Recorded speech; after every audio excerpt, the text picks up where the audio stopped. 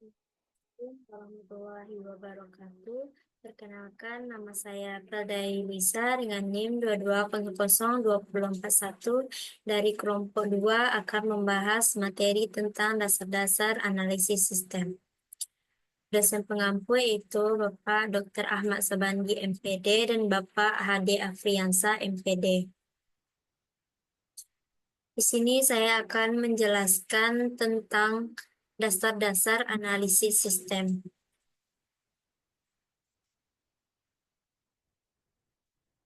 Yang pertama yaitu konsep dasar jaringan kerja. Yang kedua yaitu penggunaan jaringan kerja. Dan yang ketiga yaitu diagram jaringan kerja. Yang pertama yaitu konsep dasar jaringan kerja. Konsep dasar jaringan kerja merujuk pada pemahaman fundamental mengenai cara individu atau kelompok berinteraksi dan berkolaborasi untuk mencapai tujuan bersama.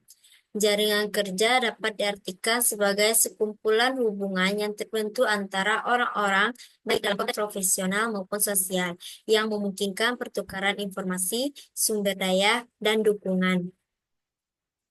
Definisi jaringan kerja adalah sekumpulan individu atau organisasi yang saling terhubung dan berinteraksi untuk berbagai informasi. Sumber daya dan dukungan jaringan ini dapat bersifat formal atau seperti organisasi profesional atau informal yang disebut seperti kelompok teman atau kolega. Berikut adalah beberapa elemen kunci konsep dasar jaringan. Yang pertama itu tujuan jaringan kerja. Yang pertama, membangun hubungan yang saling menguntungkan. Yang kedua, memperluas akses ke informasi dan sumber daya. Yang ketiga, meningkatkan peluang karir dan bisnis. Yang keempat, mendorong kolaborasi dan inovasi. Selanjutnya yaitu ada yang kedua, komponen jaringan kerja yaitu terdiri dari individu yaitu anggota jaringan yang memiliki keterampilan, pengetahuan, dan pengalaman yang berbeda. Selanjutnya, hubungan yaitu interaksi antara anggota jaringan yang dapat berupa komunikasi, kolaborasi, atau dukungan. Yang ketiga yaitu sumber daya yaitu informasi, pengetahuan, dan alat yang dapat diakses melalui jaringan. Yang ketiga yaitu jenis jaringan kerja. Ada jaringan profesional yang dibentuk di lingkungan kerja atau industri tertentu seperti asosiasi profesional. Yang kedua itu jaringan sosial adalah terbentuk di luar konteks profesional seperti teman dan keluarga. Yang ketiga itu jaringan online adalah menggunakan platform digital untuk membangun hubungan seperti link atau grup media sosial. Selanjutnya yaitu yang keempat, manfaat dalam jaringan kerja. Manfaatnya itu peluang karir, akses ke informasi, lowongan pekerjaan, dan rekomendasi. Selanjutnya itu pertukaran pengetahuan, belajar dari pengalaman dan keahlian orang lain. Dan yang terakhir, dukungan emosional membangun hubungan yang dapat memberikan dukungan dan situasi sulit. Selanjutnya yang terakhir itu yang kelima, tantangan dalam jaringan kerja. Tantangan dalam jaringan kerja yaitu membangun kepercayaan memerlukan waktu dan usaha untuk membangun hubungan yang kuat. Mengelola waktu menyeimbangkan antara membangun jaringan dan tanggung jawab lainnya.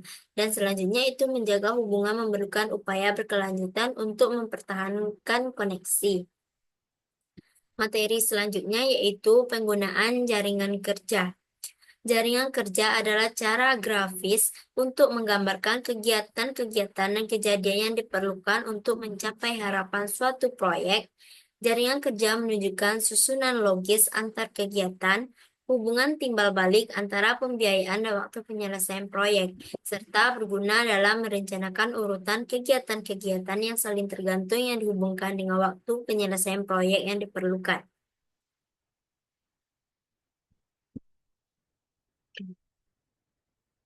Model jaringan kerja dapat digunakan sebagai alat untuk perencanaan, penjadwalan, dan koordinasi suatu proyek yang cukup besar dan kompleks di mana proyek tersebut membuat sejumlah aktivitas yang saling berkaitan.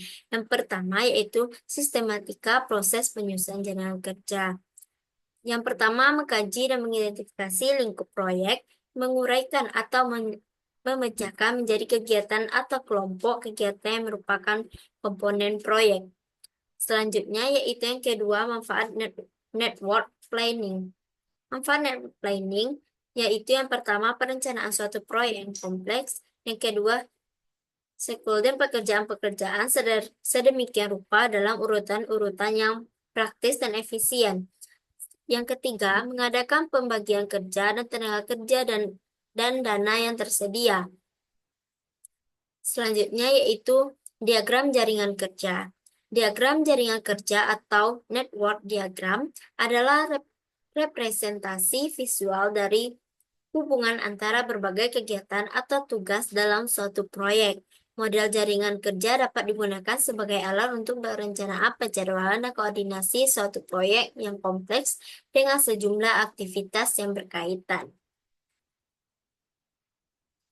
Visualisasi proyek berdasarkan perencanaan jaringan kerja ada beberapa. Yang pertama yaitu fungsi dan kegunaan diagram jaringan. Yang pertama sebagai alat perencanaan, penjadwalan, dan koordinasi proyek. Kedua, menunjukkan urutan aktivitas yang harus dilakukan. Yang ketiga, menganalisis jadwal waktu penyelesaian proyek. Yang keempat, mengidentifikasi masalah yang mungkin timbul jika terjadi kelambatan.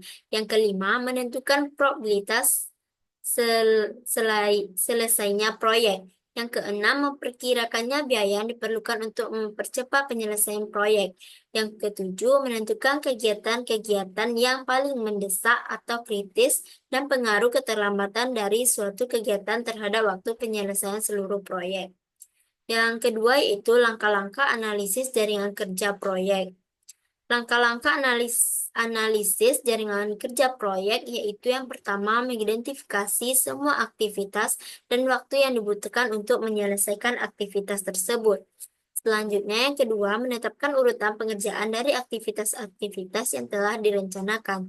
Yang ketiga, membuat diagram jaringan atau network diagram. Yang keempat, memperkirakan waktu yang dibutuhkan untuk setiap aktivitas.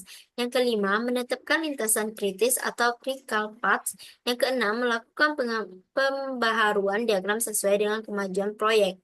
Dan yang ketiga yaitu jenis-jenis diagram jaringan kerja.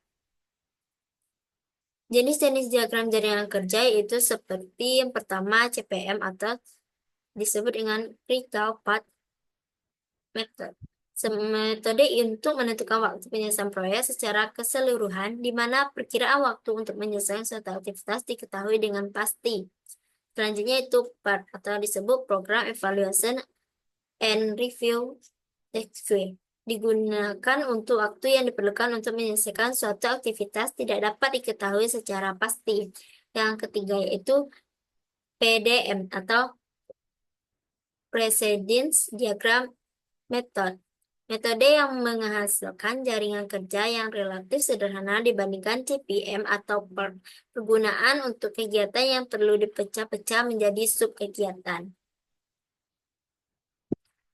Sekian materi yang dapat saya sampaikan. Lebih dan kurang saya mohon maaf. Saya akhiri dengan wassalamualaikum warahmatullahi wabarakatuh.